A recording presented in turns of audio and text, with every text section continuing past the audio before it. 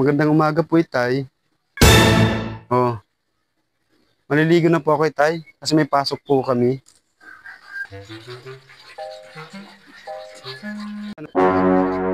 Nasundan ko nga ang batang ito.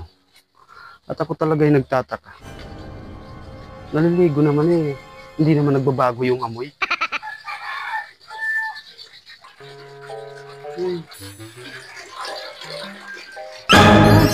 Ang lamig ng tubig. Parang nakakatamad maligo. Ay nako. Dating gawin na lang. Ah, kaya pala.